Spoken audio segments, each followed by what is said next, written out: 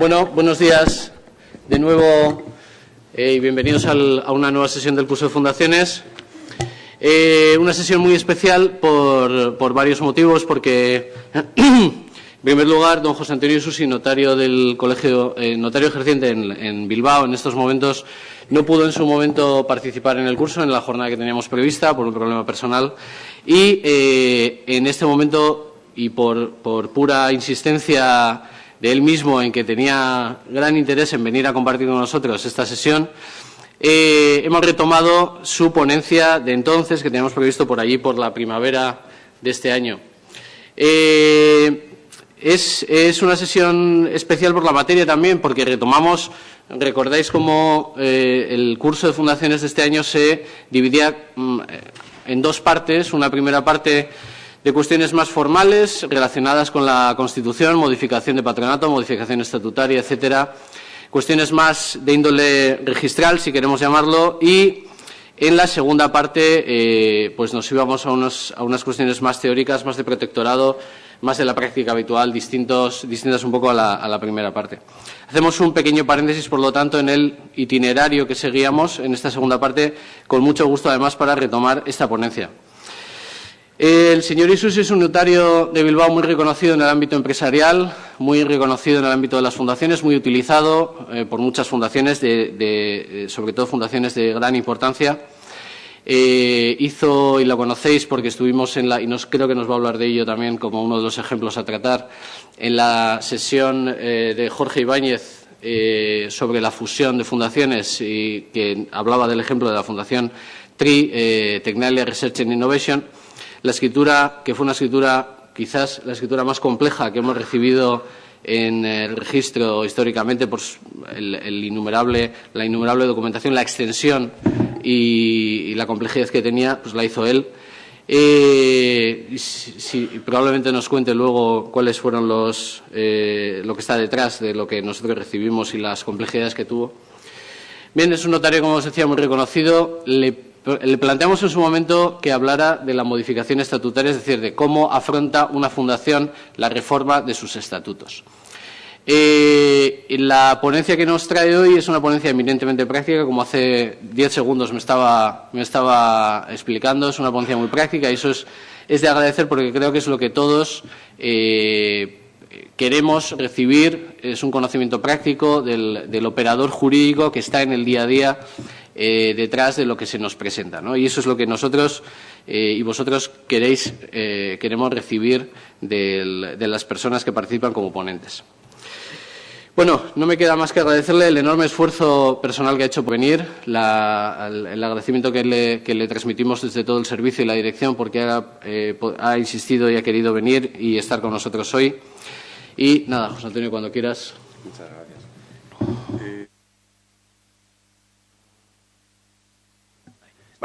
Muchas gracias a ustedes por asistir, muchas gracias por tus palabras. Yo creo que has exagerado muchísimo diciendo esas maravillas de mi ejercicio profesional.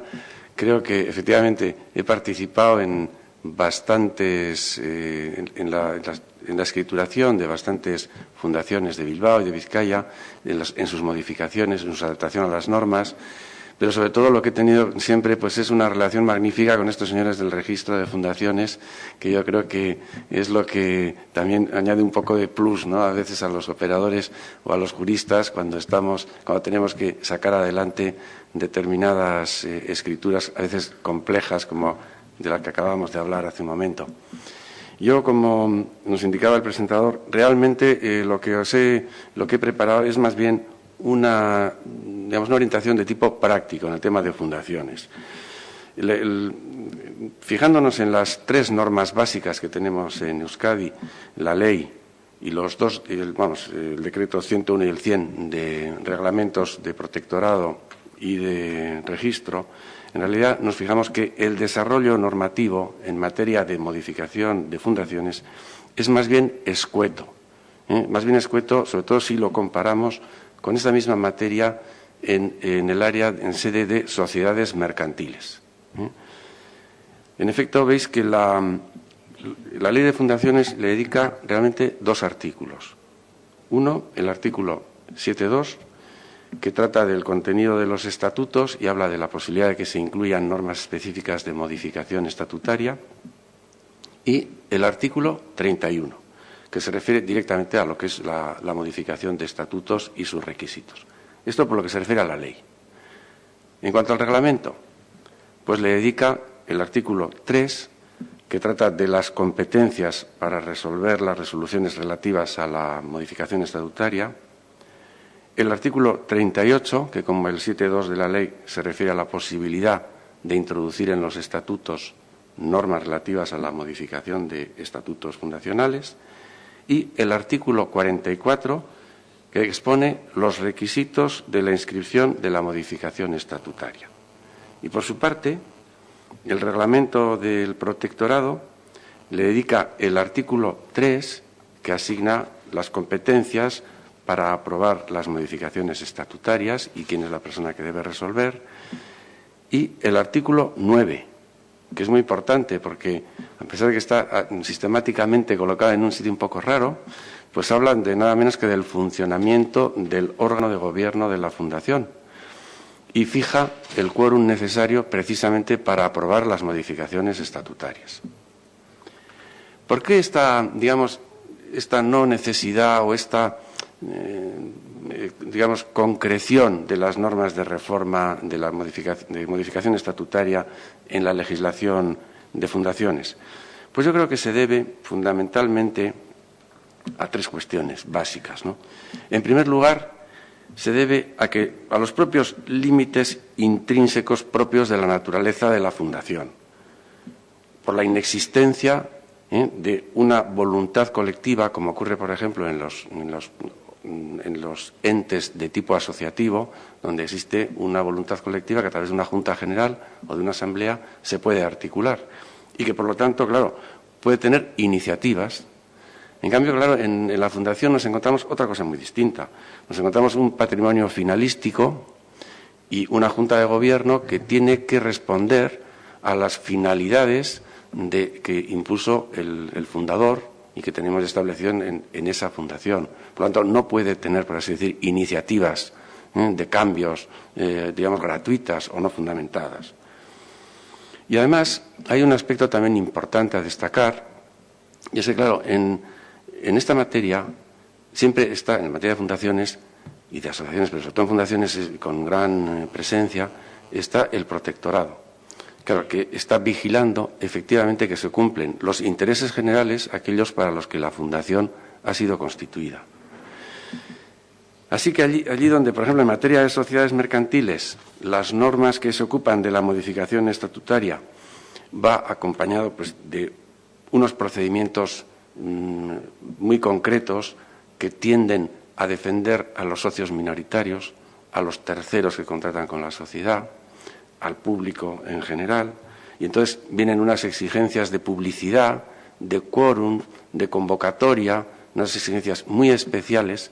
En el caso de las fundaciones, pues el requisito fundamental es respetar las propias normas que en los estatutos de la fundación se hayan establecido para la modificación estatutaria y, sobre todo, respetar el fin fundacional.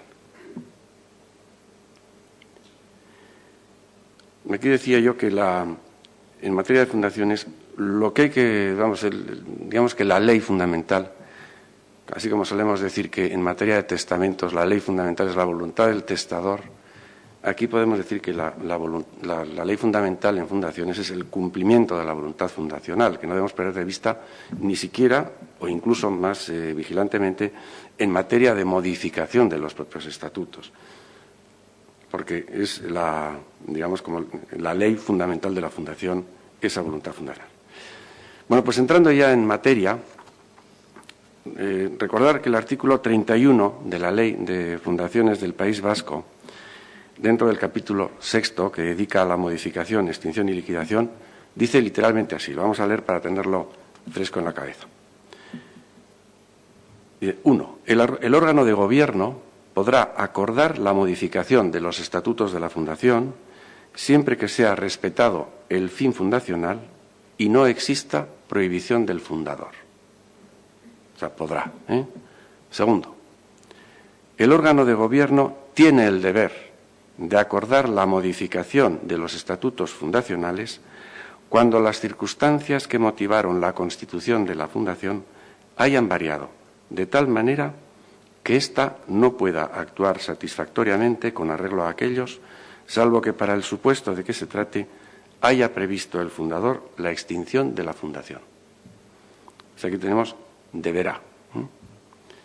Tercero, si el órgano fundacional no diera cumplimiento a lo previsto en el apartado anterior, el protectorado, sin perjuicio de ejercer la responsabilidad frente a los miembros del órgano, podrá pedir a la autoridad judicial que ordene la realización de la modificación que proceda.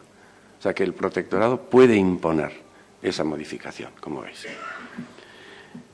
Luego añade un párrafo cuarto que dice: el acuerdo de modificación, que deberá ser razonado, habrá de formalizarse mediante escritura pública, contar con la aprobación del protectorado y ser inscrito en el registro de fundaciones. Tenemos los 3 requisitos básicos del acuerdo. Bueno, pues a la luz del artículo que acabamos de repasar, hay que tener presente y precisar lo siguiente. Cuando la ley habla de modificación de fundaciones, en realidad, como no podía ser de otra manera, se está refiriendo a la modificación de sus estatutos, que son el núcleo de lo que la fundación es en realidad. Y podemos observar, a tenor de los 3 párrafos primeros del artículo, que en realidad la ley contempla como 3 modalidades o 3 clases de modificación estatutaria. Una primera, que es la voluntaria, esa que puede hacer el órgano de gobierno siempre que no exista prohibición por parte del fundador, por su propia iniciativa. Otra que podríamos llamar modificación obligatoria, que es aquella que debe hacer cuando ve que efectivamente con el funcionamiento actual de la fundación no está pudiendo cumplirse los fines que inicialmente son los fines fundacionales. Y tiene el deber de acordar, por lo tanto, obligatoria. Y por último, yo diría una que podemos llamar modificación coactiva, que es la que impone el protectorado cuando efectivamente ve que se ha producido una distorsión tal entre la fundación tal y como está en la actualidad y los fines que debe de cumplir y sus recursos, etcétera, que impone, sin perjuicio de las responsabilidades que puedan tener los administradores por no haber tomado debidamente a tiempo los acuerdos correspondientes para actualizar la fundación. En principio, yo no observo en la ley ni en el reglamento un trato distinto para las modificaciones estatutarias en función de la mayor o menor trascendencia que pudieran tener las mismas.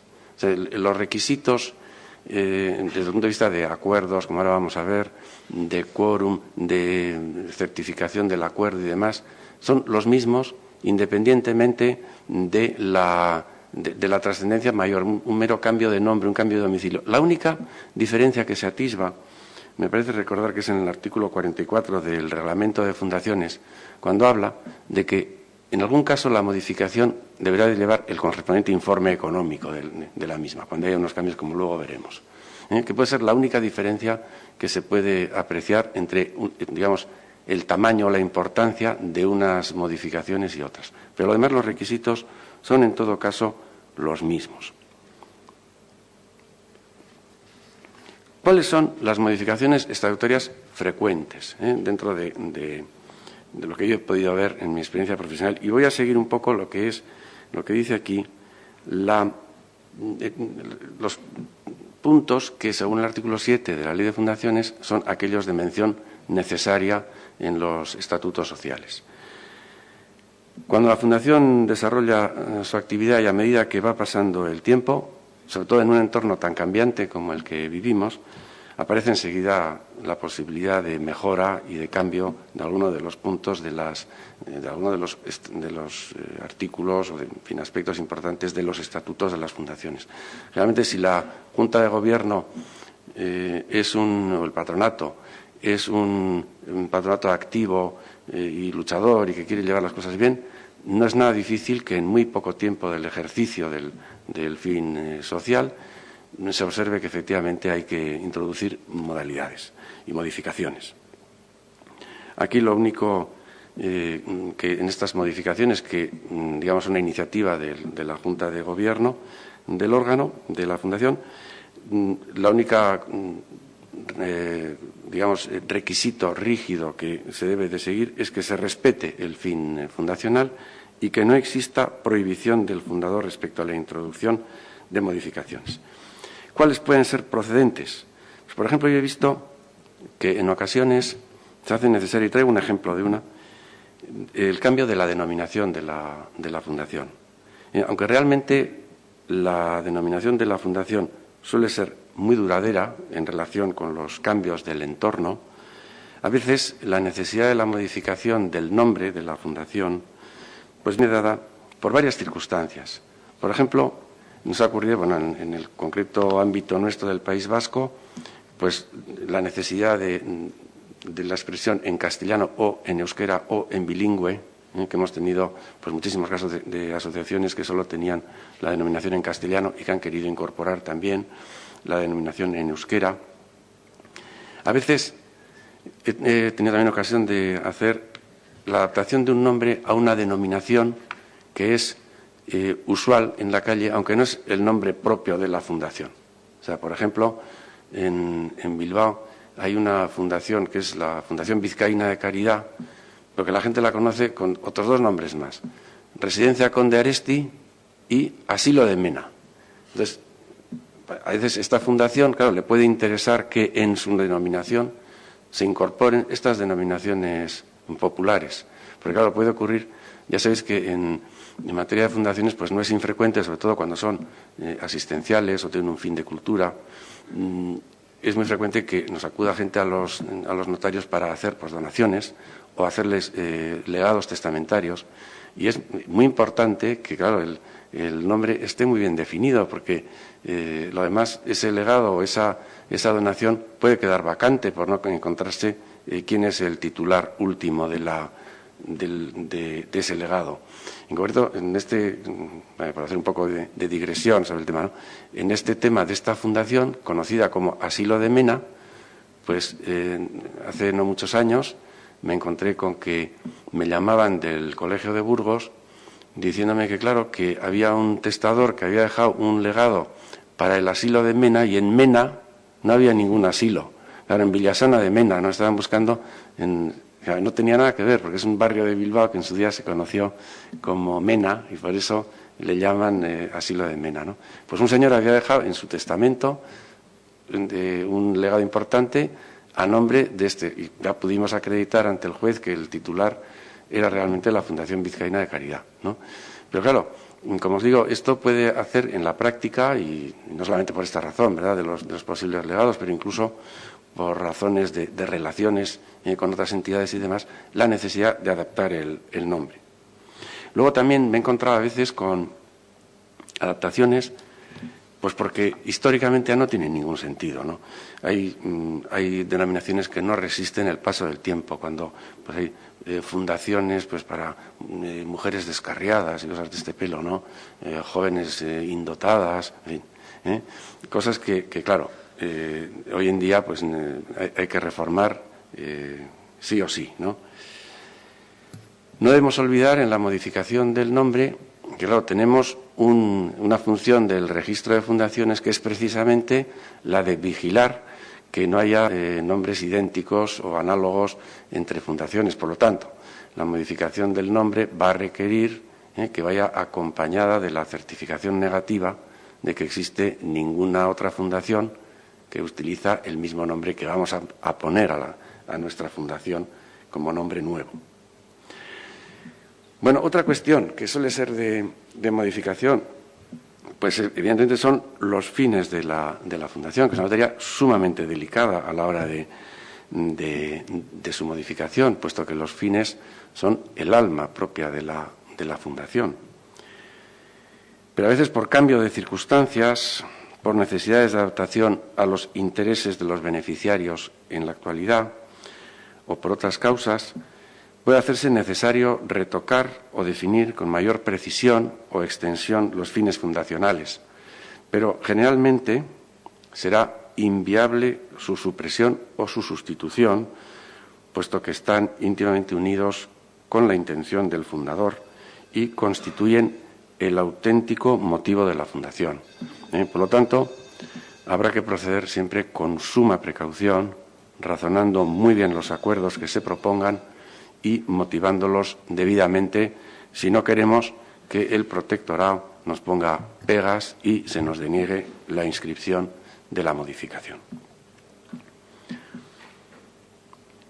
El domicilio de la fundación.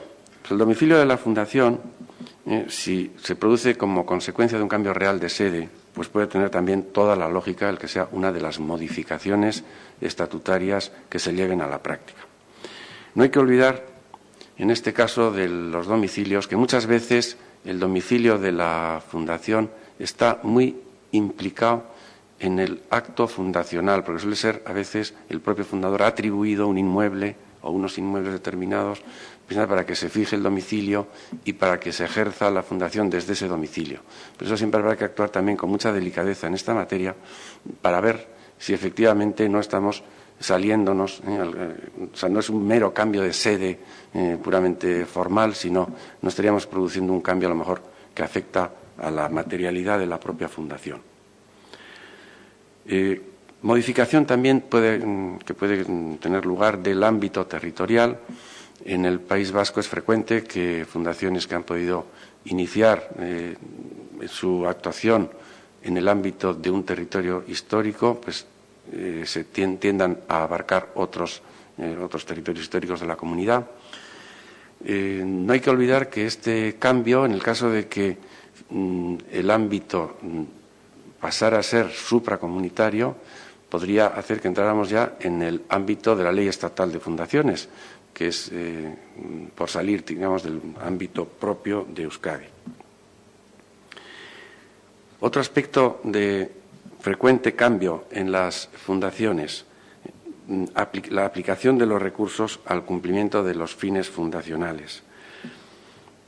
Las fundaciones, lógicamente, su patrimonio pues, puede sufrir mermas, cambios, desgraciadamente hoy en día más mermas que ampliaciones, tal y como están los mercados, sobre todo en los mercados financieros, ¿no? A veces estos cambios pueden hacer que nos veamos en la necesidad de cambiar las reglas que inicialmente se han previsto para la gestión de los recursos de la fundación. En tiempos de volatilidad financiera como los que tenemos ahora, muchos órganos de gobierno quisieran tener a veces más delimitados, sobre todo más limitados, ¿no?, las posibilidades de asumir riesgos por parte de los gestores de los fondos de la fundación. Y en ocasiones esto conviene, como se ha hecho ahora desde el punto de vista de la Constitución española, con el límite del déficit que se ha elevado, ¿verdad?, a rango constitucional, pues a lo mejor también conviene en las fundaciones elevar al rango estatutario limitaciones en este terreno de la administración de recursos, para evitar gestiones arriesgadas de los recursos del patrimonio fundacional. En materia de determinación de beneficiarios, pues también realmente las fundaciones, cuando tienen un cierto recorrido histórico, pues necesitan indudablemente adaptarse a las circunstancias cambiantes, donde antes se hablaba, por ejemplo, de asistencia a beneficiarios ancianos mayores de 55 años, por ejemplo, ¿no? Pues expresiones que frecuentemente podían aparecer en los estatutos. Pues hoy en día se ve que esas personas no necesitan asistencia. Habrá que poner los topes de edad a otra altura, ¿no? 65, 70, en fin. A veces habrá que establecer nuevas definiciones de lo que se considera beneficiario en función también de las circunstancias sociales. O sea, hay un campo ahí de modificación posible. Otro campo de modificación, el órgano de gobierno y su funcionamiento. Muy frecuentemente ocurren dos cosas extremas en las fundaciones cuando se constituyen. Una es que el fundador al principio piensa en una organización muy sencillita porque cree que 3 o 4 personas de su máxima confianza van a poder cumplir los fines que se ha propuesto para la sociedad de una manera absolutamente correcta, con su pensamiento y demás. Entonces crea un órgano muy limitado que a lo mejor con el tiempo, al irse desarrollando la actividad de la fundación, se ve que es inadecuado para las tareas que tiene que acometer. Y no hay más remedio que incorporar nuevos patronos o establecer un sistema de funcionamiento distinto, con comisiones, etc. En otras ocasiones ocurre al revés. Muchas veces, cuando el patrono crea una fundación, tiene muchísimo interés en que muchas personalidades del entorno pues sean patronos, porque eso le va a asegurar pues apoyo, reconocimiento social, posibilidad de acarrear fondos para el fin que se ha propuesto, y crean unos organismos enormemente complejos, con muchísimas personas constituyendo el órgano, con miembros efectivos, natos, de honor, en fin, toda una jerarquía, ¿no?, en la Junta de Gobierno, que luego con la práctica y con el tiempo se puede ver a veces que o no se cubren esas plazas y por lo tanto son innecesarias, o que hay que cambiarles acortar el número de plazas, o hay que hacer un diseño mucho más sencillo del gobierno de la Fundación, puesto que en la práctica no se requiere todo aquel montaje que el fundador inicialmente había previsto. También hay una mención estatutaria típica, que es la de los colaboradores, aquellas personas que, sin ser miembros del órgano de gobierno de la Fundación, sin embargo, pues por su identidad con los fines de la Fundación, colaboran con ella. Es también otra área pues en la que aparece en ocasiones bien la necesidad de crear la figura en sociedades que no la tenían, con lo cual hay que producir la consiguiente modificación estatutaria, o bien la modificación que proceda respecto del estatus de estos colaboradores. Aquí también hay otro punto en el que puede haber modificaciones. A mí no se me ocurre en principio que haya más áreas, porque estas son un poco las menciones estatutarias obligatorias donde yo haya podido ver modificaciones que afecten a estatutos. Sí, reformas por ejemplo, de las normas que hay para la propia reforma de los estatutos, ¿no?, como otro apartado más. Pero no se me ocurren otras reformas. Luego, si queréis, si podemos después tener un momento de charla y queréis que comentemos esto, pues podemos hablar de más posibilidades de reforma. Procedimiento de modificación. O sea, vamos a ver cómo el secretario de la Fundación, cuando ya se enfrenta a la realidad de tener que llevar adelante la modificación, qué pasos o qué requisitos tiene que cumplir. Primero, tenemos la adopción del acuerdo. El acuerdo que debe ser adoptado por el órgano de gobierno de la Fundación, que es el único legitimado para ello. O sea, de manera que la modificación no la puede tomar ningún órgano delegado del patronato o de la Junta de Gobierno, no la puede tomar una comisión delegada, un apoderado, por muy importantes que sean sus poderes y por muy generales que estos sean. Siempre es un acuerdo que lo debe de adoptar la Junta, el órgano de gobierno de la Fundación.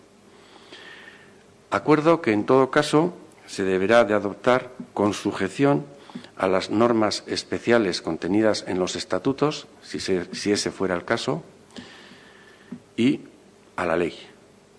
La ley, como hemos comentado antes, no establece ningún quórum especial del órgano de gobierno, así como tampoco un número de votos favorable necesario para la adopción del acuerdo. Los estatutos, evidentemente, al regular el funcionamiento del órgano de gobierno, lo pueden establecer,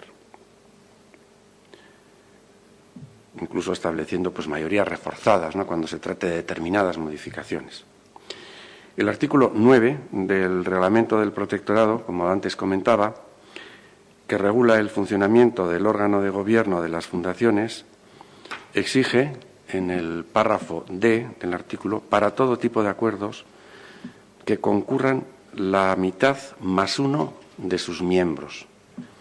Y en el caso concreto de la modificación, fusión o extinción de fundaciones, exige el voto favorable de las 2/3 partes de los asistentes.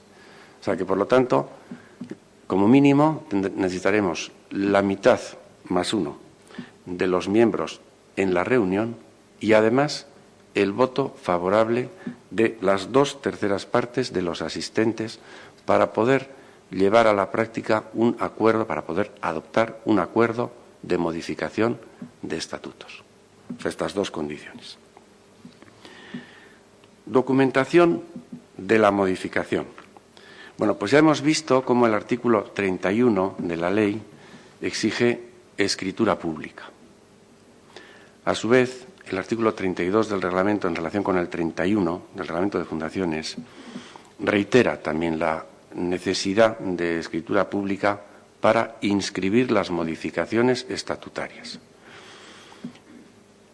Para otorgar la escritura pública deberá presentarse al notario la certificación del acuerdo expedida por el secretario del órgano de gobierno con el visto bueno del presidente de dicho órgano de gobierno.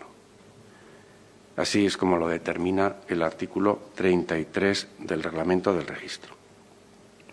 Es muy importante, por lo tanto, no olvidar que tanto el secretario como el presidente deben tener los cargos inscritos y vigentes en el registro, porque si no la escritura no va a poder ser objeto de inscripción. Ni la ley ni el reglamento dicen quién deba ser la persona que, con base al acuerdo adoptado, deba otorgar la escritura pública de representación de la Fundación, en representación de la Fundación. Normalmente los estatutos reservan esta facultad al presidente y, en su ausencia, al vicepresidente del órgano de que se trate. Si no dicen nada, se puede suscitar la duda de si, como ocurre en las sociedades mercantiles, se puede interpretar que quien está facultado para certificar los acuerdos, esto es, el secretario, es también la persona adecuada para ejecutarlos, para elevarlos a público. O, si cabe, que el acuerdo del órgano faculte a cualquiera de los patronos o de los miembros de la Junta de Gobierno para que concurra ante notario a fin de ejecutarlo. Yo me inclino por esta solución, es decir, que tanto el secretario como persona per se, por ley, facultada para certificar los acuerdos que adopta el órgano de gobierno, como, por supuesto, el presidente, pero cualquiera de los miembros del patronato de la Junta de Gobierno, puedan ser designados como las personas con facultad para comparecer ante el notario y elevar a público el acuerdo de que se trate. El artículo 9 del reglamento del protectorado yo creo que da apoyo a esta interpretación que yo hago cuando dispone que el presidente ejerce la representación de la Fundación salvo que el órgano de gobierno se la haya atribuido expresamente a otro de sus miembros. Por lo tanto, a mí no me parece inviable que en el acuerdo de modificación de estatutos se cierre con un acuerdo complementario donde se diga, se faculta al presidente, al vicepresidente o a cualquier miembro del patronato para que, bien ellos o bien el secretario, puedan concurrir ante notario a fin de elevar a público, etcétera. Y dejando la puerta abierta a que cualquiera de estas personas puedan ejecutar el acuerdo. Aquí me vais a permitir que haga una pequeña digresión sobre los requisitos que debe tener la certificación de los acuerdos del órgano de gobierno o de sus comisiones, tal y como recoge el artículo 34 del reglamento del registro. Este artículo refuerza enormemente los requisitos formales de las certificaciones de los acuerdos, cosa que en el reglamento anterior no estaba tan detallado. Pero este refuerzo, a mi juicio, tiene su fundamento en que la certificación de los acuerdos es un documento privado que, bien, por la vía de la escritura pública a la que luego se va a unir o va a dar paso, o bien directamente con firmas legitimadas, accede al registro de fundaciones. Y es natural que, si se quiere que los documentos privados puedan producir los potentes efectos que otorga la inscripción, la certificación deba expresar todas las circunstancias del acta necesarias para la correcta calificación del acuerdo que se trata de documentar en ellas. De manera que vamos a recordar lo que dice el artículo 34 del reglamento, que a veces en la práctica diaria pues nos ocasiona bastantes problemas, por lo que enseguida veremos. En la certificación del acuerdo debe de constar la fecha y el lugar de la reunión, la fecha y el modo en que se hubiera efectuado la convocatoria, el texto íntegro de la convocatoria, la relación nominal de los miembros del órgano de gobierno concurrentes, indicando quiénes lo hacen personalmente y quiénes asisten por representación, y si se celebra la reunión del órgano de gobierno en primera o segunda convocatoria. El contenido íntegro del acuerdo adoptado, expresando las mayorías con que se hubiera adoptado. La aprobación del acta cuando se hubiera producido al final de la reunión. Bueno, pues en la práctica, cumplir estos requisitos no siempre resulta fácil, porque las convocatorias, y vosotros a lo mejor habréis tenido experiencias en este sentido, pues a veces no se hacen de una manera muy formal. Simplemente pues se hacen llamadas telefónicas, en fin, no quedan constancias. A veces no se han redactado con esta extensión los acuerdos adoptados. Otras veces existen personas que se están citando como asistentes a la reunión, que resulta que son personas que no están todavía inscritas en el registro de fundaciones, por lo tanto no están invalidando el correcto tracto, digamos, de esa acta, como ahora veremos. Nos encontramos también con muchísimas certificaciones que no contienen, no han recogido la aprobación del acta, porque en muchísimos estatutos de las fundaciones esto está previsto que se haga en la reunión siguiente. Seguramente es lo primero que se hace en la siguiente reunión a la que se han adoptado los acuerdos es lectura y aprobación del acta de la reunión anterior. De manera que muchas veces no podemos ejecutar el acuerdo hasta que no se ha producido la siguiente. ¿Por qué? Pues porque no está aprobada el acta. Y claro, el secretario no puede certificar una cosa que todavía no se ha producido según sus libros de registro. Cualquiera de estos defectos que aludo impide la inscripción de la escritura en el registro de fundaciones. De aquí que insista mucho en el cumplimiento de todos y cada uno de estos requisitos mencionados. Suele ser una especie a veces de dialéctica entre el notario y el secretario de la fundación. El secretario a veces llega a sentir como que el notario está a la contra, ¿no? Cuando le dice, le va poniendo, oye, que mira, que casualidad me he fijado que este patrono que mencionas aquí no lo tienes nombrado. O, es que me aceptó el cargo, pero resulta que no lo llevamos. En fin, a veces tenemos una cierta, digamos, tensión, ¿no? Pero al final el objetivo es conseguir lo que tanto el secretario como el notario quiere, es que estos señores de Vitoria nos inscriban el acuerdo y aquello produzca todos sus efectos jurídicos en la mayor brevedad posible. Y al final, generalmente, la cosa suele acabar en apretón de manos. Pero ya digo que en este tema de que las certificaciones vengan correctamente redactadas a la notaría, muchas veces tenemos tensión. El secretario piensa que lo que le estamos es poniéndole pegas, resuélvemelo tú, pero yo no te puedo resolver que un cargo determinado no te ha aceptado el nombramiento o que tienes una certificación, un acta no aprobada, en fin. Pero suele haber un poquito de emoción con este tema, ¿no? Entre los principios registrales, un poco para machacar sobre esto, de legalidad, legitimación, prioridad, tracto sucesivo y publicidad, material y formal, que el reglamento va recogiendo en sucesivos artículos, yo creo que en general al secretario de la Fundación el que más le tiene que preocupar es el de tracto sucesivo, que es el principio que hace que los asientos del registro de fundaciones, como ocurre también con el registro de la propiedad, funcione como los asientos de una cuenta corriente, bancaria, ¿no? Que cada asiento, digamos, que trae causa del anterior. Recordar que el artículo 11, conviene que lo releamos, del reglamento del registro, dice así: para inscribir actos relativos a una fundación será precisa la previa inscripción de la misma. Bueno, esto parece que no tiene duda. 2.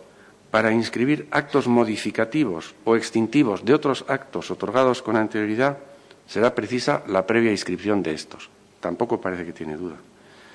3. Para inscribir actos otorgados por miembros del órgano de gobierno fundacional, apoderados o delegados, será necesaria la previa inscripción de estos.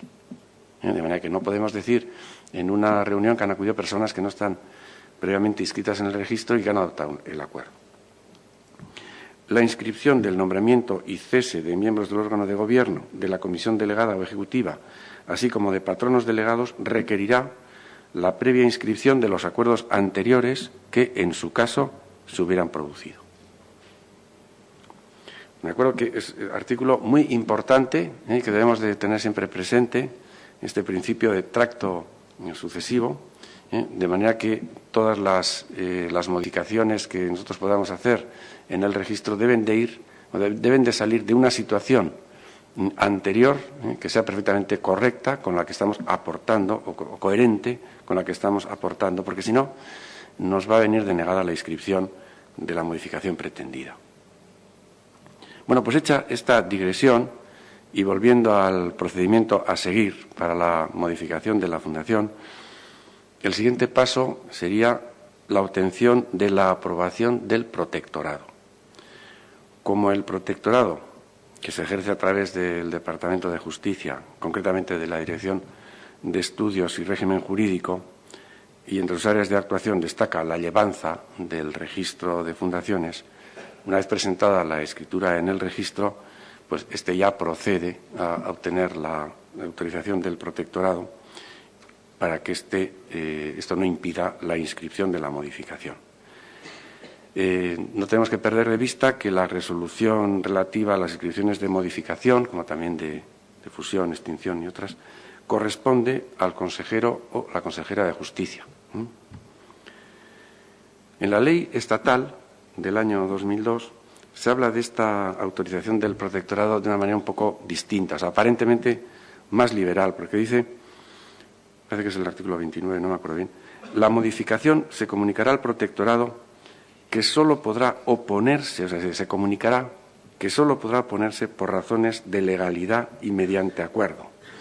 Pero en la práctica, realmente, el resultado es prácticamente el mismo, porque también la resolución, en su caso denegatoria del protectorado, también va a ser razonada y motivada, de manera que nos va a dejar también una posibilidad de recurso al que vamos a tener los argumentos para cómo recurrir, porque nos va a venir motivada, como digo, la resolución.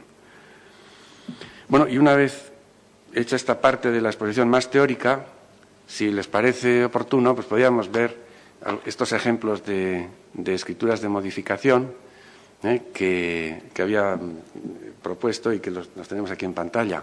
Salvo que quieran hacer alguna pregunta o alguna cosa ya inmediatamente, antes de que entremos aquí. No hay preguntas. Bueno, entonces vamos a pasar a ver cómo son estas escrituras que yo he traído aquí de modificación estatutaria. Bueno, a mí les tengo que decir que, aunque las escrituras, como ustedes saben, gozan de la protección del protocolo notarial, las personas interesadas me han autorizado para poderlas exhibir aquí. Realmente no hay nada que ocultar, ¿no? Pero, en fin, por si acaso pedí permiso, ¿no? Bueno, pues en este caso, esta primera escritura es una modificación de estatutos de la Fundación Tecnalia Research and Innovation, no sé si pronuncio bien, que efectivamente es una fundación que su constitución tuvo una complejidad muy grande, porque fue el resultado de la fusión de una serie de fundaciones ya preexistentes y tuvo una enorme complejidad técnica, bueno, yo diría documental sobre todo, ¿no? Y también una complejidad un poco más picaresca por el hecho de que intervenían Álava, Guipúzcoa y Vizcaya, y todos sabemos lo complicado que resulta a veces poner de acuerdo a representantes institucionales o cuasi institucionales de los tres territorios. En concreto, pues había muchas discusiones acerca de la sede, en fin, de dónde se iba a situar, etcétera. Bueno, pues en este caso, una vez constituida la fundación, pues este señor, que en concreto es el secretario, como se ve ahí, ¿no? Don Félix Iraola, dice, interviene en nombre y representación en su calidad de secretario del patronato y de la comisión ejecutiva, pero aquí nos interesa retener que interviene como secretario del patronato, de la fundación denominada Fundación Tecnalia Research and Innovation, domiciliada en Donostia, San Sebastián, Parque Tecnológico, en fin, constituida con domicilio en Derio. Ya veis que ya hemos pasado de Vizcaya a San Sebastián. Mediante la absorción, bueno, se describe el origen de la fundación, que es una fusión por absorción, y que tuvo lugar su constitución el 12 de agosto del año 2010. Figura inscrita en el registro de fundaciones en el País Vasco. Aquí citamos la inscripción.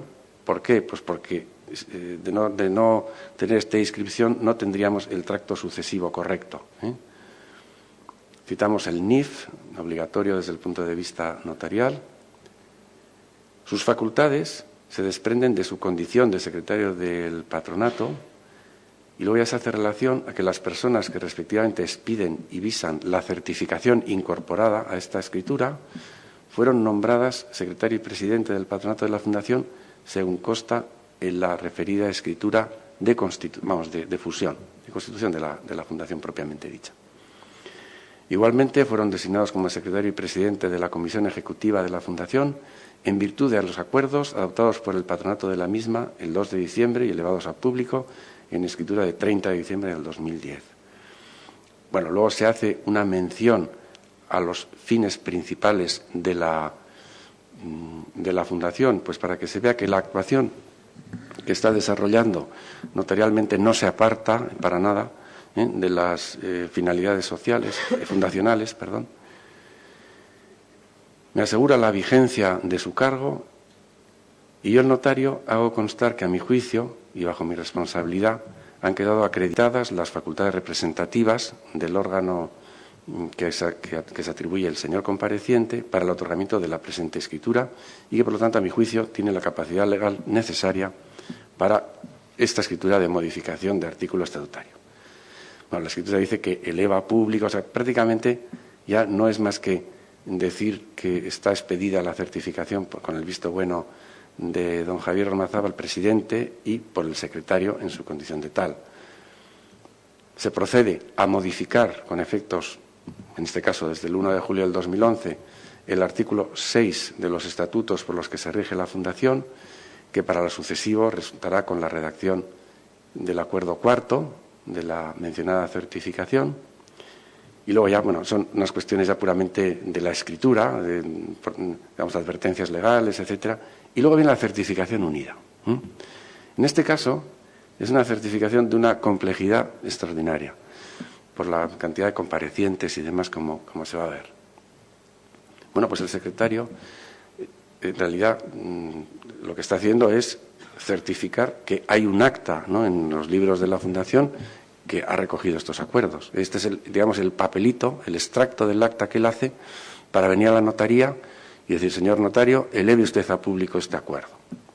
Bueno, pues entonces este señor certifica que a las 10 horas del día, lugar y fecha, en el Parque Tecnológico de Miramón, Paseo Miqueletegui 2, Donostia, San Sebastián, se reunió el patronato de la Fundación Tecnalia Research and Innovation, debidamente convocado al efecto, el día 3 de junio de 2011, mediante el correspondiente correo electrónico dirigido a todos los miembros del patronato, que será el modo de convocatoria previsto en los propios estatutos de la Fundación Tecnalia, el que se haga por correo electrónico.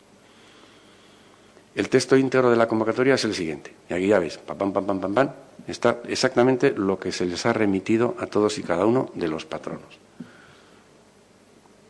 Aquí el meollo que nos interesaba a nosotros es este precisamente, ¿no?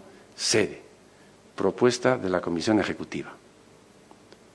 Todo lo demás son otros acuerdos que en el fondo no tienen necesidad de ser escriturados. Luego se dice que en la citada reunión asistieron los siguientes miembros del patronato. Presidente, Ormazábal Corporate Technology, actuando don Javier Ormazábal Echevarría.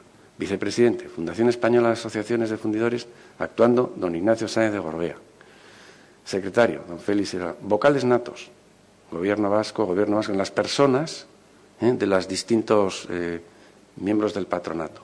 Vocales no natos, Acciona, BATS en Sociedad Cooperativa, Cementos Lemona, CAF, European Software Institute, Fundación Metrópoli para la Innovación y Diseño del Territorio, Guardian, Iberdrola, Ibermática, Grupo Igualmequisa, Ingetin Corporation, Lantic, Nicolás Correa, Sociedad Financiera y Minera, Ulma, WEA y Serrota, CIB Aplicaciones Tecnológicas, luego personas físicas que se citan aquí, como veis, pues personas notorias en el ámbito de Euskadi, vocales nonatos, también pues Fagor, representado por otra fundación BBK, Gamesa, Iberdrola, en fin, Vicinay, un montón de, como veis, de patronos. Es decir, fijaros que el llevar con contabilidad puntual, que todos estos señores han asistido o como han delegado y tal, pues requiere por parte del secretario un cuidado importante. Actuaron como presidente y secretario de la misma, respectivamente, Ormazábal Corporate Technology y don Félix Iraola Escrihuela, encontrándose presentes o representados 36 de los 43 patronos. Por lo tanto, más de la mitad más uno, más de la mitad más uno. Se declaró válidamente constituida. Acuerdos. Bueno, pues como os decía, el que nos importa en este caso, modificar con efectos 1 de julio de 2011 el artículo 6 de los estatutos de la Fundación, que pasará a tener la siguiente redacción. El domicilio de la Fundación tendrá carácter rotatorio, os hablaba antes de las dificultades que a veces tienen este tipo de fundaciones, ¿no?, entre San Sebastián y Derio. Ya veis que queda recogido así en el artículo 6 de los estatutos sociales. O sea, ahora está en la sede, en este momento está en San Sebastián, pero sin embargo el patronato se reúne en Derio y viceversa, hacen ese equilibrio, ¿verdad?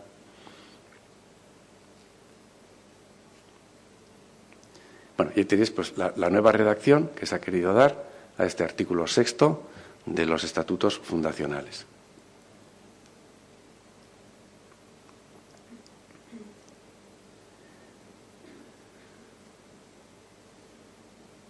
Luego dice, para que así conste, se expide la certificación, etcétera. Bueno, ese sería el primer ejemplo. No sé cómo viene luego la... Sí. ¿Cerramos aquí? Sí. Ah, bueno, está toda la pantalla, sí. Sí, está aquí, cualquiera de ellos. Por ejemplo, Museo de Bellas Artes. Bueno, el Museo de Bellas Artes, que hace la escritura, la quiere hacer a doble columna en euskera y en castellano. También tenemos en la escritura, voy a seguir la parte de castellano, si nos parece mal. Interviene también quien es el secretario del patronato, de la Fundación Museo de Bellas Artes de Bilbao. Bueno, pues esta fundación tenía antes el nombre en euskera, lo tenía mal, o lo tenía por lo menos no adecuadamente. Y esto es lo que se propone modificar con esta escritura. Antes decía Fundación Museo de Bellas Artes de Bilbao y en euskera Bilboko Arteder Musea Fundazioa. En vez de Arte Ederren, como ya se ha puesto aquí en la comparecencia de la escritura. Porque por indicación parece ser que de Euskaltzaindia se les hizo ver que el nombre no estaba bien establecido. No estábamos diciendo Museo de Bellas Artes en euskera. Y lo que se propone precisamente es esa adecuación. Bueno, se hace constar ahí cómo esta fundación fue constituida ante el notario tal, en José María Arriola, el 15 de noviembre del 2000, después complementada por otra, en fin. El NIF, el cargo de presidente recaiga de forma rotatoria entre 3 patronos, el turno de rotación comenzará con el alcalde de Bilbao, luego sigue por el diputado general de Vizcaya y se cierra con la consejera de Cultura del Gobierno vasco. Igualmente el cargo de vicepresidente es rotatorio. Además, los estatutos que tengo a la vista, dice ahí, se rigen dicen lo siguiente: órganos de la Fundación. Son órganos de la Fundación el patronato, Luego, el patronato es el órgano supremo de gobierno. O sea, esto para también establecer la legalidad de la actuación de este señor Eguía Calviño en la actuación que va a tener en esta escritura.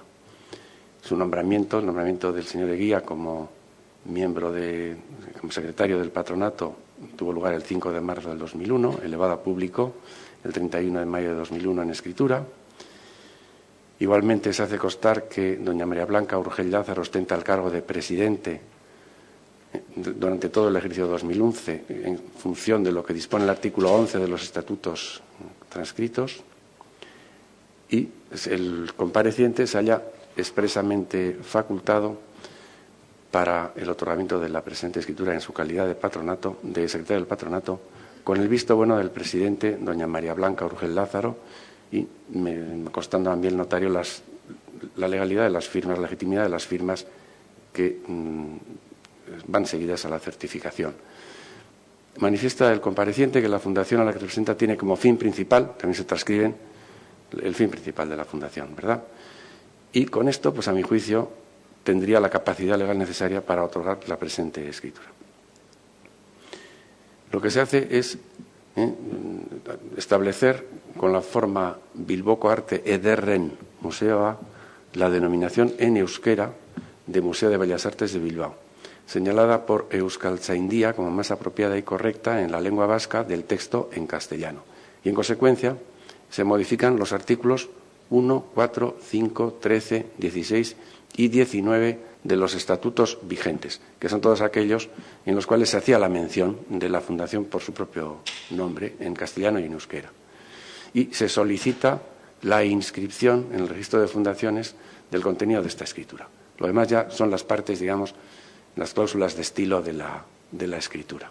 Y aquí también, pues, seguida va la certificación, en este caso mucho menos compleja que la anterior, porque el número de patronos pues, es menor. Y ahí pues ha actuado como presidenta doña María Blanca Urgell, vicepresidente don Iñaki Azcuna, patronos don Íñigo Camino, don Federico San Sebastián, don José María Oleaga, don Francisco José Arratibel, que no lee aquí bien, y don Íñigo Barnechea Lombardero. Don José Luis Bilbao tenía delegado en su representación en don Iñaki Azcuna, y el acuerdo que se adopta es modificar los siguientes artículos estatutarios. Ahí se van transcribiendo uno por uno los artículos que se modifican por extenso, sin abreviaciones, no solamente el párrafo que se modifica, sino íntegro, que también lo requiere así el reglamento.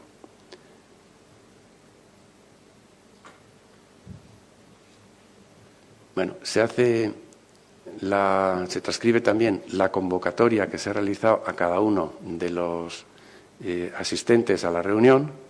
Como veis, está recogida la lectura y aprobación del acta, presentación y aprobación. En fin, hay una serie de acuerdos que aquí no van a ser objeto de elevación, pero la transcripción de la convocatoria también es íntegra.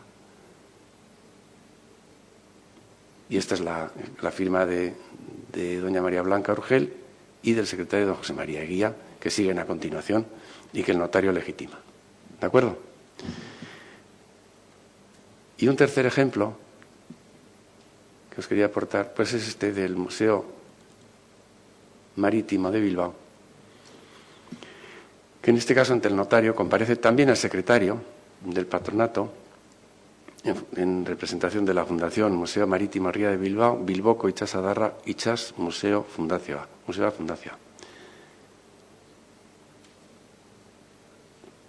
Se hace la constancia de cuándo se constituyó, 31 de mayo de 1996, cuándo ha sufrido su traslado de domicilio y su denominación actual.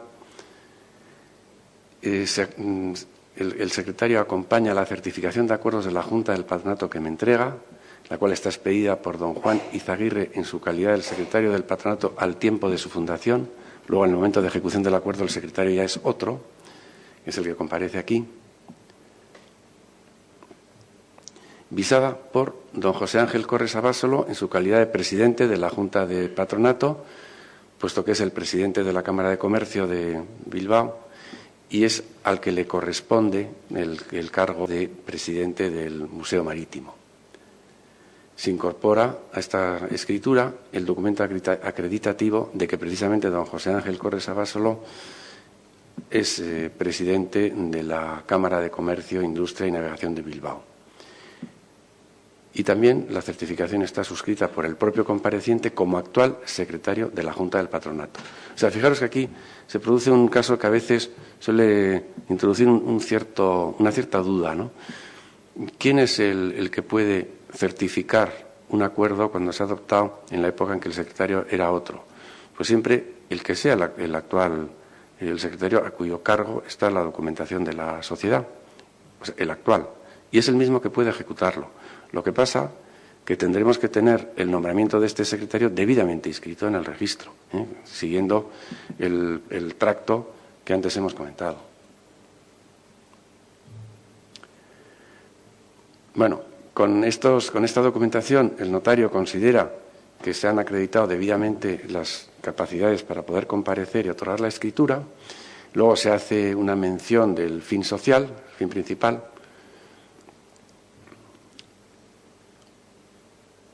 Se asegura la vigencia del cargo, etcétera, por parte del secretario compareciente y se procede a la elevación a público de acuerdos sobre modificación de estatutos y luego otros que no son de modificación estatutaria, como designación y aceptación del director y del secretario del patronato nuevamente designado. Y, consecuentemente, se elevan a públicos los acuerdos adoptados por la Junta del Patronato de fecha 23 de julio del 2010 y, en consecuencia, se procede a modificar los artículos 22 y 26 de los estatutos de la Fundación. Se cesa a una serie de patronos electivos, puesto que se ha producido una renovación de la Junta de Patronato. Se nombran nuevos patronos electivos. En este caso se ha preferido optar por compañías. Se acreditará la aceptación de dichos nombramientos y se hace constar que para estas designaciones se ha cumplido el cauce establecido en los estatutos sociales. Asimismo, que los requisitos estatutariamente previstos para ser designado para el cargo de vocal electivo se han cumplido plenamente.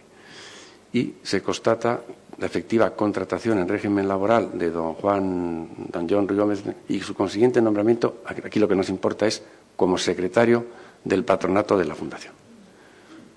Bueno, se solicita la inscripción, etcétera. Y luego pues viene la certificación, una vez más, unida a la escritura, expedida en este caso, todavía por el anterior, porque la había expedido él, Juan Izaguirre Basozábal, el anterior secretario, pero ya compareciendo, como os digo, el nuevo secretario aquí. No sé si también está unido. Eso es, con mi conformidad, el secretario entrante, que también le va. De esta manera queda constatado que don Juan Izaguirre Basozábal, secretario saliente, admite que ha sido cesado, porque si no, no se podría inscribir este documento. Siempre tiene que, el cese de un secretario tiene que venir seguido de o bien su firma con su conocimiento y su conformidad, o bien de una notificación y una espera de 15 días para ver si impugna el acuerdo de remoción de su cargo. Bueno, y como veis, en la certificación pues se han incorporado también todos los requisitos propios de la misma, ¿no? El día, el lugar y la hora en que se ha celebrado la reunión de la Junta de Gobierno, quién la ha presidido, quiénes asistían, el orden del día de la convocatoria, las decisiones que se adoptan, y entonces ahí vendría pues la relación articular, tal y como va a quedar después incorporado a los estatutos una vez modificados. El cese y nombramiento de patronos y las firmas finales tanto del secretario saliente como del secretario entrante. Y bueno, y esto es todo un poco lo que yo quería traer a este foro y, en fin, estoy pues abierto, si os parece que hay alguna cosa que no nos ha quedado clara o que no la he expuesto debidamente o que, en fin, queréis alguna aclaración, pues me lo comentáis. Muchas gracias por vuestra atención. Sí, si tenéis. Muy bien.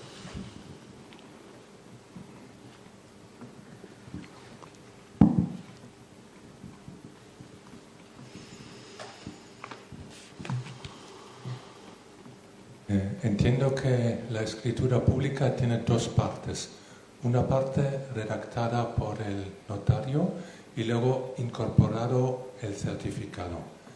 El certificado tiene el visto bueno del presidente y de los secretarios, en su caso saliente y entrante. Lo que no me ha quedado claro del todo es a quién comprueba el notario. ¿Solo al secretario que viene para declarar o también comprueba esas firmas de presidente y demás personas que están en el certificado adjunto? Sí. Gracias. Gracias por la pregunta. Me temía una pregunta mucho más complicada y que a lo mejor no iba a ser capaz de contestar. Realmente, lo que el notario hace es, en primer lugar, en la escritura, o sea, es verdad que hay dos elementos, en lo que es la parte propiamente dicha, la escritura, y luego esa certificación que se incorpora a la escritura, pero que desde el momento en que se incorpora a la escritura pasa a ser un documento público, tiene el mismo valor que el documento público. Y el notario comprueba tres cosas en realidad. Primero, que la actuación en la escritura de ese secretario o de ese presidente o de ese patrono que actúa para ejecutar el acuerdo es una actuación legítima y legal.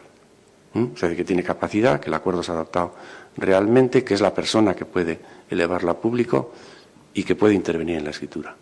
Y comprueba también que las firmas de aquellas personas que han firmado o han expedido la certificación o la han visado, han dado el visto bueno, son las firmas de esas personas. ¿De acuerdo? O sea, que también tiene que legitimar, comprobar que efectivamente quien ha firmado es el secretario. En estos supuestos siempre era el mismo compareciente, por lo tanto la firma el notario la va a ver. Pero la firma del presidente, por ejemplo, a lo mejor no la tiene a la vista. Pero los notarios tenemos que legitimar. ¿Y qué procedimiento tenemos para legitimar? Bueno, la firma puede sernos conocida por ser una persona habitual del despacho, a la cual pues sabemos que es su firma, ¿no? Ese puede ser un procedimiento, el conocimiento que el propio notario tiene de la firma. Otro procedimiento es el cotejo con una firma de este señor que exista en el propio protocolo notarial. Otro procedimiento es el cotejo que podemos tener de esa firma con la firma en otro documento público de esta misma persona. Otro documento público o documento con firma legitimada. También existe la posibilidad de legitimar con referencia a documentos indubitados, como el documento nacional de identidad. En fin, ya son siempre legitimaciones no tan completas, ¿no? Como la que dice, no, esta firma es la del señor tal porque ha sido puesta en mi presencia o porque la tengo en un protocolo o porque la conozco, ¿no? Las otras firmas pueden ser más dudosas, pero en ocasiones pues es suficiente.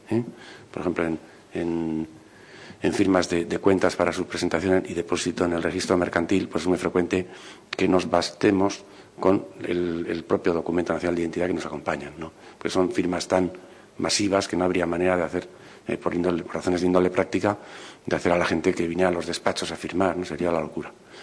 Pero, en general, en estos documentos, que ya digo, van a tener una repercusión por su acceso al registro muy importante y van a producir todos los efectos que la inscripción produce, o les otorga, les atribuye, pues es lógico que el notario sea especialmente cuidadoso en la comprobación de la legitimidad de todas las firmas que acompañan el documento. ¿De acuerdo? Muy bien.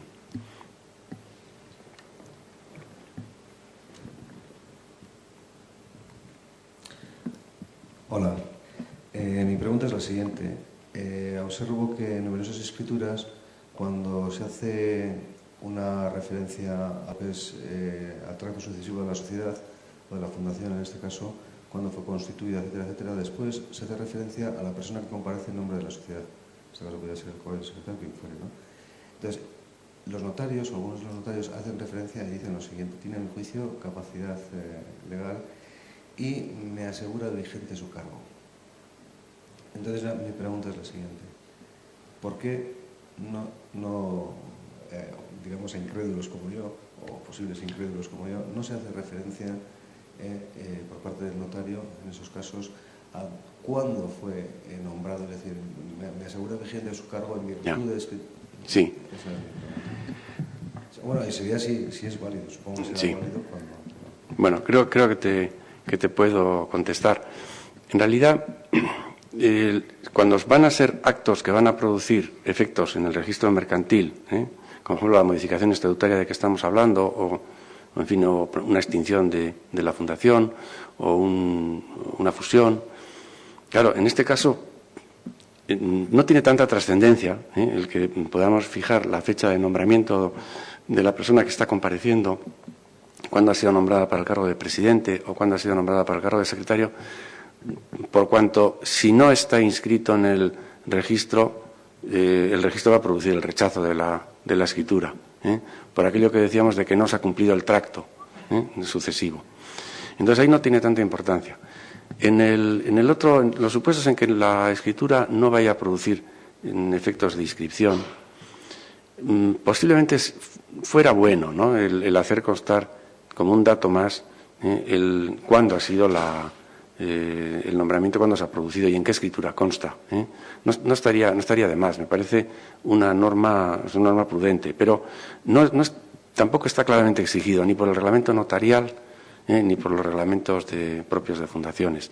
De manera que muchas veces con esa escueta mención, ¿no?, de me asegura la vigencia, pues el notario ya da fe de que realmente sea... Bueno, me asegura porque en principio esa manifestación que él hace, el notario la da por buena, quiere decir que se ha producido de una manera, digamos, indirecta la legitimación de esa manifestación, ¿no? Si la manifestación la está haciendo y el notario sabe que no es el secretario nombrado, o sea, no puede seguir adelante con la autorización, tendría que denegar, ¿no?, la autorización de la escritura. ¿De acuerdo?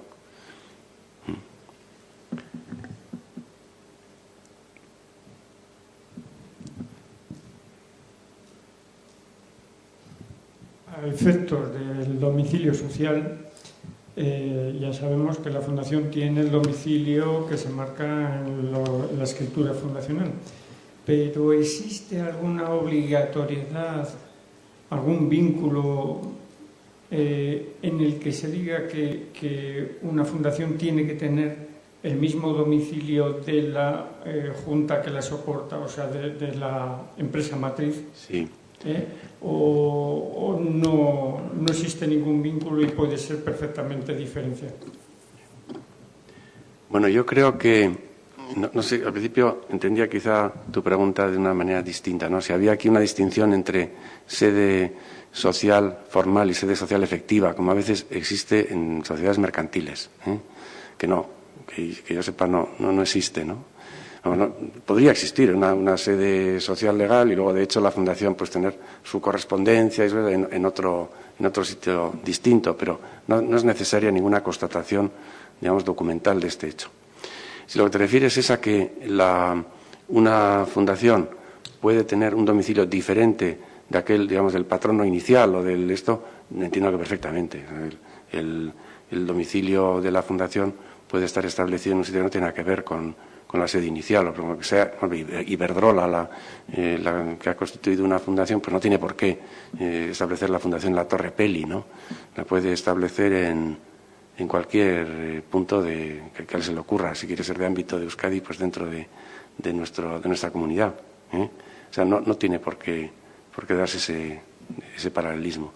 En algunos casos, yo por ejemplo he tenido el caso de una fundación testamentaria que, bueno, esto es un poco como anécdota, ¿no?, pero cómo se pueden enredar las cosas, ¿no? En una fundación testamentaria de una señora que era pues pasablemente rica y millonaria, sin herederos, pues constituyó una fundación y la domicilió en el lugar que era su domicilio, donde ella vivía. Pero luego resulta que después, eso lo tiene en un testamento notarial abierto. Después esta señora, pues acercándose ya a los días últimos de su vida, estaba bastante impedida, no podía salir de casa, pero hace un testamento hológrafo donde deja esto que era la sede de la fundación, se la deja a una persona determinada. Y bueno, dice, le lego mi casa de tal a mi querido fulano de tal.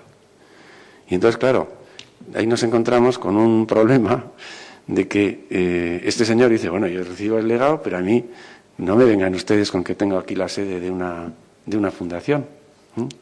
Lo cual, pues, probablemente, se va a tener que resolver en los tribunales, ¿no?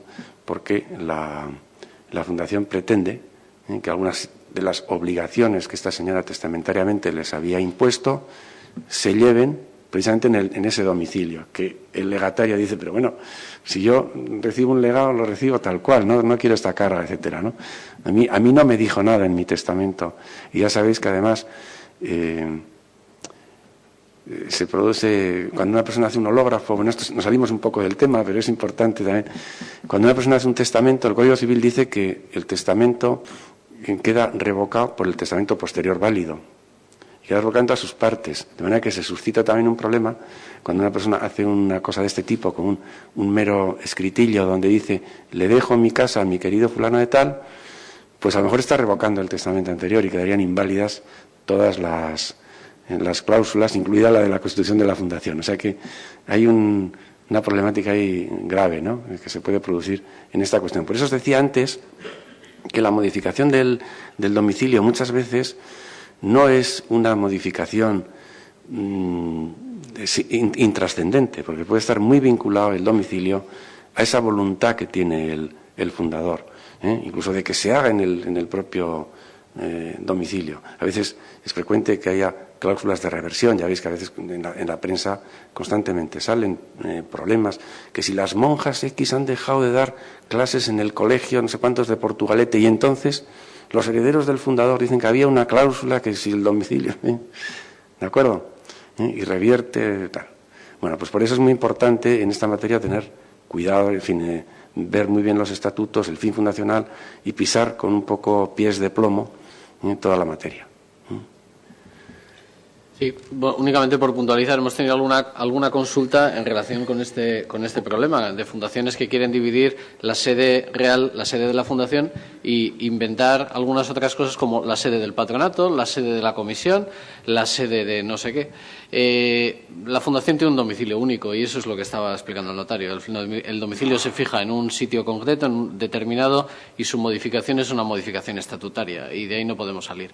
Una cosa que nos planteamos, y el notario ya nos lo ha explicado anteriormente, es la modificación. Si la modificación del domicilio es una modificación sencilla. Esto es un problema que nos estamos planteando desde el principio. Efectivamente, una modificación del domicilio que parece algo sencillo inicialmente puede ser algo complejo porque supone el traslado de la actividad de un sitio a otro, con lo que puede conllevar de disminución o incremento de la actividad fundacional. No es tan sencillo como cambiar de un sitio a otro. Muchas fundaciones nos consultan y dicen, ¿para qué necesito hacer una escritura pública, reunir al patronato? Si yo lo que quiero solo es recibir el correo en otro sitio. Yo me voy a cambiar de aquí a la calle de al lado, ¿no?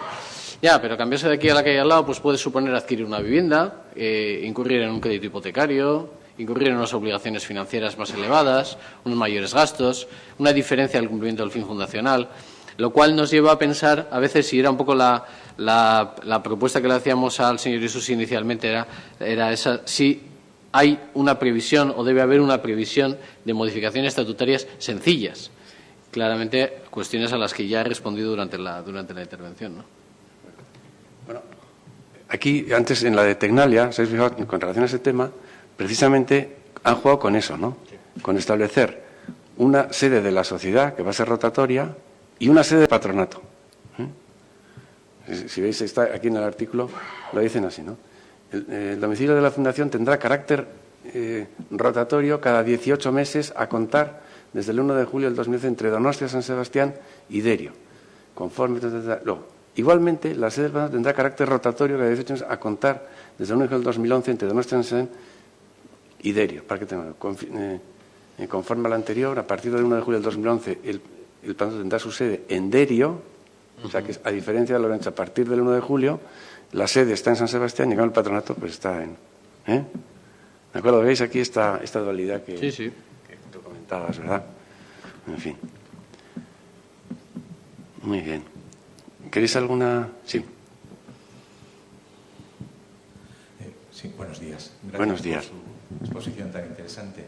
La pregunta va en relación con el acta. Primer punto de orden del día, aprobación del acta de la sesión anterior, que fue hace 6 meses, porque sí. El patronato tal. Bueno, esos 6 meses, pues muchas veces ocurren cosas y hay que esperar a la aprobación tal. ¿Qué opina de esta práctica? ¿No sería interesante, sobre todo en acuerdos en entidades quizá pequeñas, que sobre la marcha, el mismo día que se celebra la reunión, se apruebe ya el acta para evitar esas disfunciones que luego tardamos, se nos olvida el registro, tal? Gracias. Sí, me parece totalmente lógico lo que estás diciendo. Te puedo tutear, ¿no? Perdóname, ¿no? Yo creo que esta es una de las cosas que entorpece bastante la adopción de acuerdos, sobre todo porque en muchas fundaciones, como bien expones, la reunión del patronato es muy formal y se produce muy de tiempo en tiempo, ¿no? No es lo mismo que aquellas fundaciones cuyo patronato pues, se reúne mensualmente o con una actividad. Yo, por ejemplo, formo parte del patronato de la Fundación Vizcaína de Caridad y en esta la reunión es quincenal, ¿no? De manera que las cosas van con mucha fluidez y muy bien. Pero hay otras, como bien expones, que no se reúnen más que 2 veces al año, 3, en fin. Debería de irse a la práctica esta de la aprobación al final. Lo que suele ocurrir es que a veces los estatutos no lo permiten, o sea, hay que fijarse un poco en ello, ¿no? A ver si los estatutos, a ver qué dicen a este respecto. También suele ocurrir a veces, pues que, sobre todo cuando son fundaciones en las que intervienen entidades públicas o los propios gobiernos, diputaciones, etcétera, que claro, el tema de la redacción del acta se lleva con muchísima, digamos, corrección política, ¿no? Por decir de alguna forma, y a veces no es fácil, ¿no? Porque en las fundaciones normales, digamos, en las que las reuniones se producen con frecuencia, pues es fácil decir, oye, señor secretario, mira, te le damos en ti la redacción del acta y la damos por buena con que nos leas un poco el esquema de lo que vas a llevar al acta, ¿no? Porque no hay tiempo para más muchas veces y los acuerdos han sido prolijos y desarrollados, ¿no? Entonces, esto se puede hacer en según qué fundaciones, no en todas, por esto que os digo. Porque realmente en las fundaciones, por ejemplo, de tipo en las que interviene pues cultura, no sé, Gobierno Vasco, Cultura, Diputación Cultura, el Ayuntamiento de Bilbao, por ejemplo el Guggenheim, ¿no? Pues en este tipo de actas seguro que te van a decir que no, aquí al final de la reunión no se aprueba nada. Que redacte el secretario el acta, que nos la mande a los patronos, generalmente por email, la veremos y haremos las observaciones que proceda. Y efectivamente se reúne luego la fundación y tras la lectura del acta, la primera pregunta es, ¿alguien tiene que hacer objeciones? Y hay alguno que dice, sí, mira, yo en la intervención mía se me ha interpretado mal porque yo dije, ¿de acuerdo? O sea, que no siempre es fácil, pero desde luego no cabe duda de que sería lo ideal, porque no te quedas sin poder ejecutar. A mí me ha pasado muchas veces, por ejemplo, en la Fundación Deusto, pues no hay manera de que redacten el acta, pues son reuniones muy complejas, inmediatamente después, son reuniones 4 veces al año, pues es muy difícil conseguir que la certificación sea ejecutiva, porque hasta que no vaya acompañado de otra certificación donde se diga que el acta haya sido aprobada, pues no hay nada que hacer. ¿De acuerdo?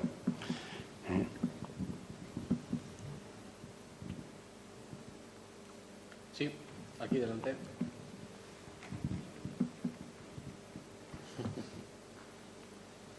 Sí, 3 cosas que pueden ser quizá prácticas para todos nosotros. Una es el tema de la posibilidad de un reglamento de régimen interno de desarrollo estatutario, ¿no? Rebajar los aspectos puramente operativos y cambiantes en el tiempo para evitar luego modificaciones estatutarias.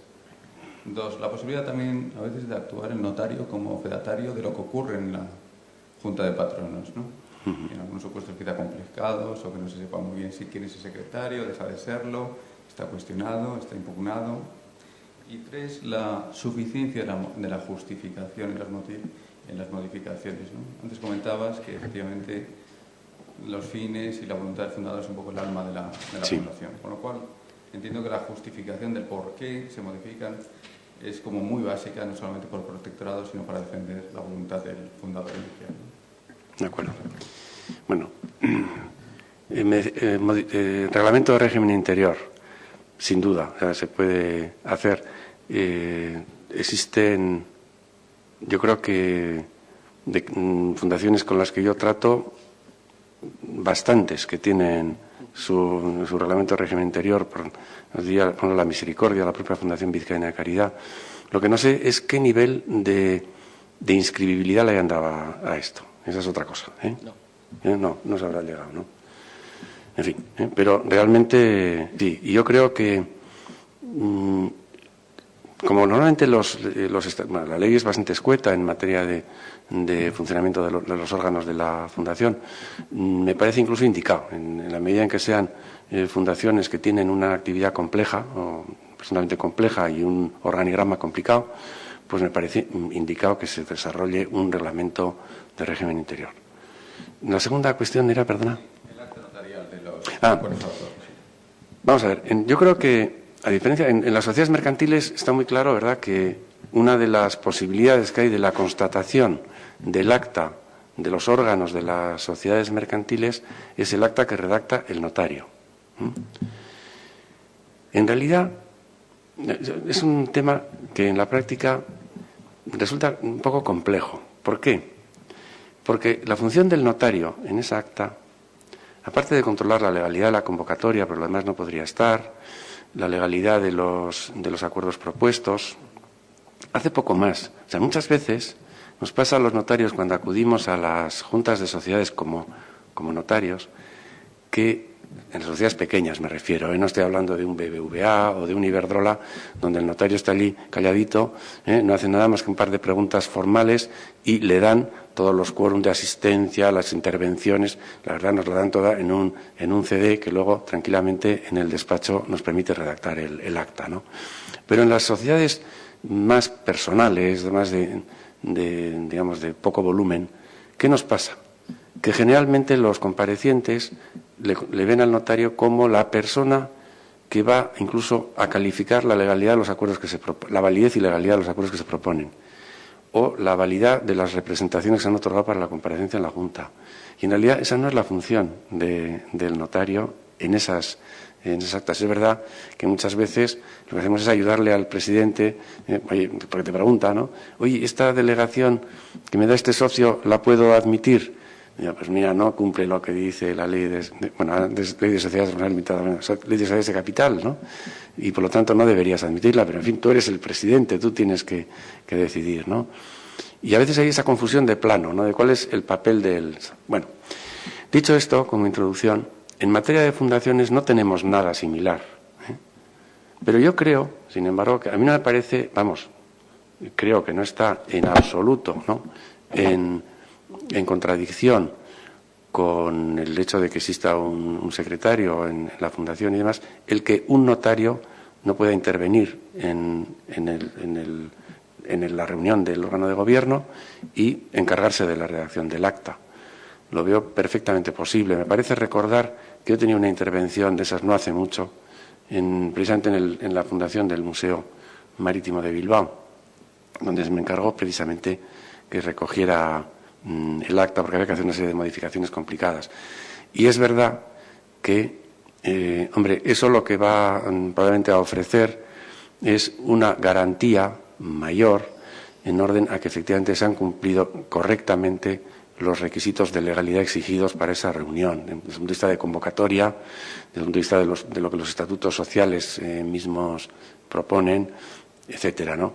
Y le va a añadir ese plus. El plus también de que esa acta no requiere aprobación, volviendo a la pregunta que decíamos antes, por su propia naturaleza, porque se presume que aunque el notario pues también puede cometer errores, pero se presume que en principio ha redactado exactamente lo que allí se ha manifestado en la reunión. De manera que la posibilidad la veo perfectamente viable. Y en cuanto a lo que dices del razonamiento, el razonar, que no lo he tocado poco, la verdad, pero que es importante, en el cambio, la modificación estatutaria, la ley lo dice, ¿no?, debe ser razonada. O sea, no se puede hacer una modificación de estatutos de la Fundación pues porque libremente se le ocurre a alguien, ¿no?, sino que habrá que razonar los porqués y justificar por qué se adopta esa modificación. Este razonamiento a mí me parece importante y sobre todo decisivo de cara a la obtención de la autorización por parte del protectorado.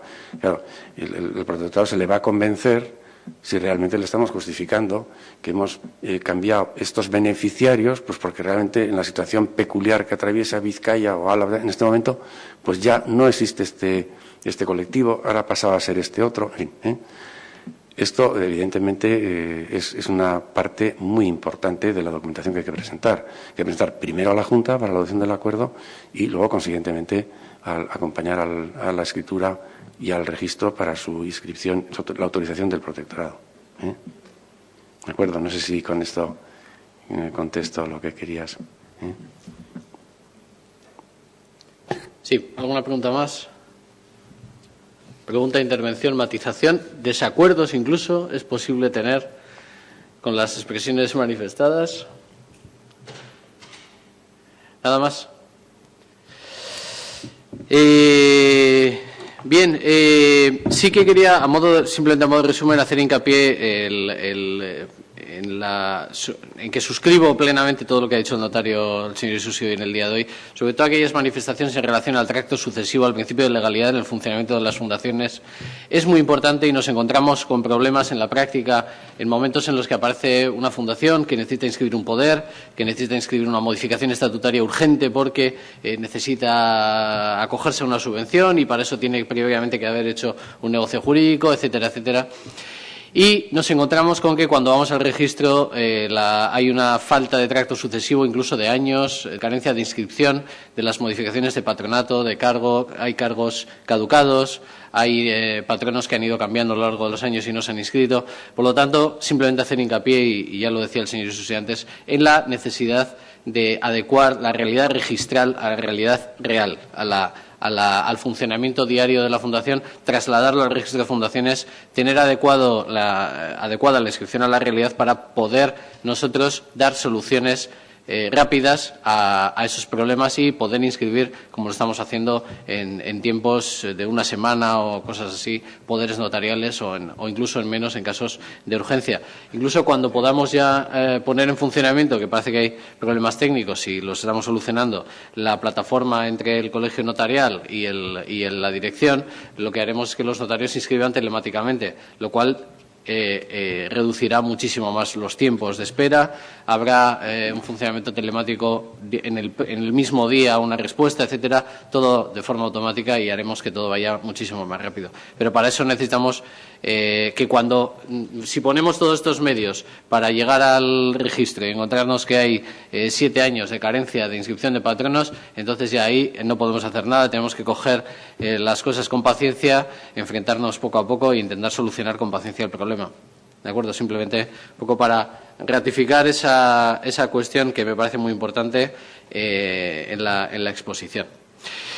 Bien, nada más, agradecerte la ponencia de hoy. Ha sido clara y meridiana en la explicación, ha sido yo creo que muy útil para todos nosotros las expresiones, la explicación que se nos ha dado y muy interesante. A todos vosotros simplemente emplazaros y recordaros, aunque lo hemos anunciado en la página web, lo anuncié en la sesión anterior, que ha habido una modificación de fechas para incluir esta intervención, hemos hecho algún otro cambio y la ponencia que estaba prevista para el día 24 de octubre ha pasado al día 14 de noviembre, lunes también, donde vendrán los letrados del despacho del EKS a hablar sobre la elección, el problema inicial al que se enfrenta un colectivo que quiere formar una fundación o que quiere hacer algo, de la elección de una forma asociativa o de una forma fundacional o de una forma de otro tipo para actuar mejor y más correctamente y cumplir mejor sus fines. Simplemente eso. Bien, José Antonio, muchas gracias por la asistencia. Muchas gracias.